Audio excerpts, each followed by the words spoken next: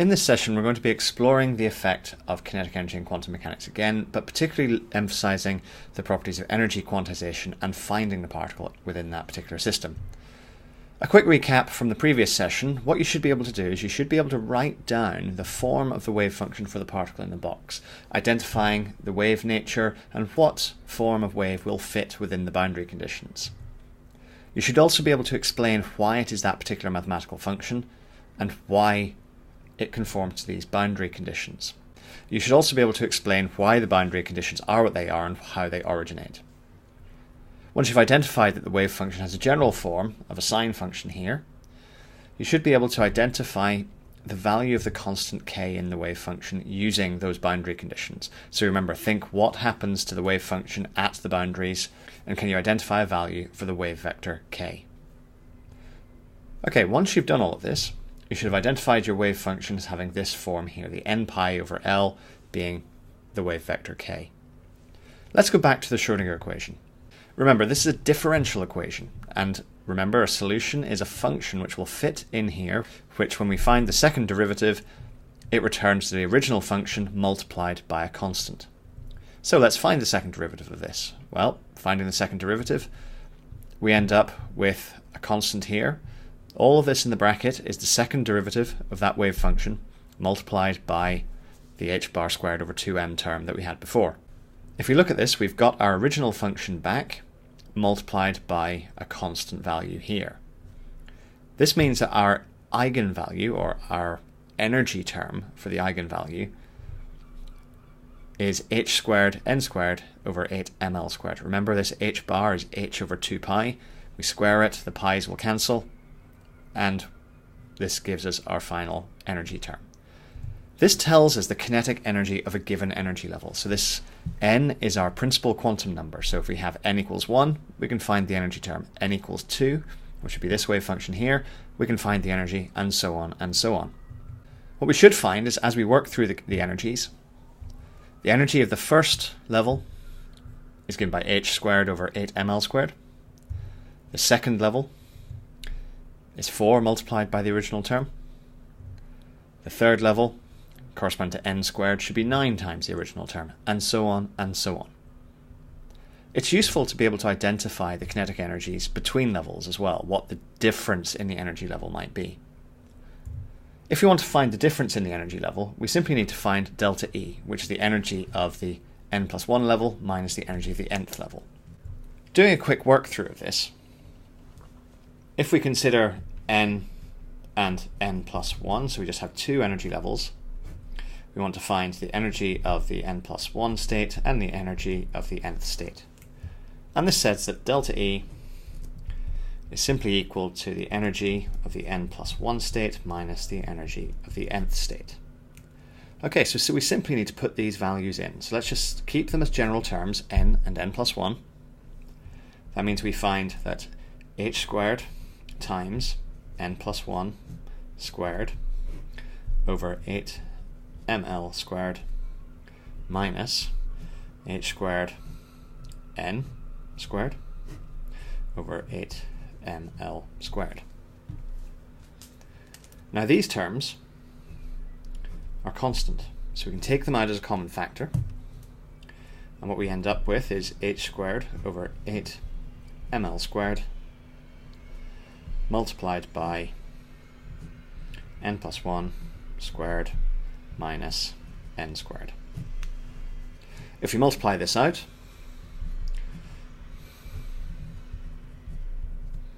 we end up with n squared plus 2n plus 1.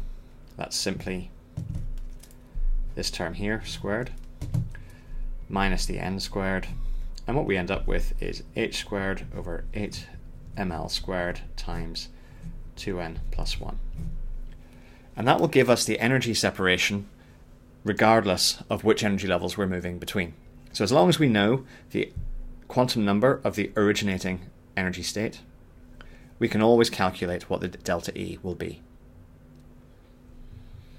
As we look at these energy levels, we find the levels are not equally spaced. The energy of each level is proportional to n squared. What we see is this ladder of energies which just increases, increases, increases. but remember we can predict what the delta E is going to be in each case. The levels are quantized, and this is a natural result of confining our particle. It might seem an obvious thing to say, but at a different quantum number we would get a different energy. Seems obvious, but remember we can have states which are degenerate, the same energy for different values of n. There is no degeneracy in this system, and in this case n equals 1 is the lowest energy. We don't have an n equals 0. Remember, if n is equal to 0, the wave function is equal to 0, and the particle can't exist. But there is no upper limit to this progression of energies. Okay, so we've covered the theory behind the particle in a one-dimensional box, but what's the point? There's no point doing this unless we can relate it to physical systems. So let's look at a molecular system. We're going to consider a linear polyene. In this case, we're going to consider butadiene. The electrons we're interested in here are the pi electrons. Remember that butadiene, the electrons are delocalized over the whole length of the molecule, and we want to consider those pi electrons. Remember from your organic lectures that conjugation exists in molecules like this, so the electron can freely move through that pi system. And at the end of the molecule, you have this potential barrier, so the molecule can't escape. So therefore, we'd expect our particle in a box to be a good model for this, because it pretty much conforms to what we've set up in our model. We can find the energy of each energy level. As long as we know the value of n, we can consider the energies in that situation. But we need to identify what the value of n might be. So you can come back to butadiene, but I'm going to work through a different linear polyene. We're going to work through hexatriene. There are a number of questions to consider. Firstly, how big is the box? So we need to work out what the box size is. Well, generally what we would do is we would look at the number of carbons and think, okay, well, we could look at the bonds, count the bonds. We have 5 bonds, but we have 6 carbon atoms.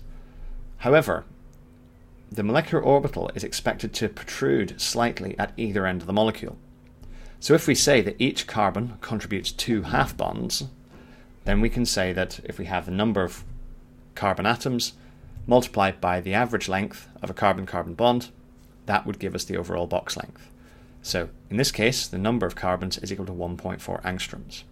Remember we said that the conjugation goes across the entire molecule. So we need to work out what the value of n is going to be.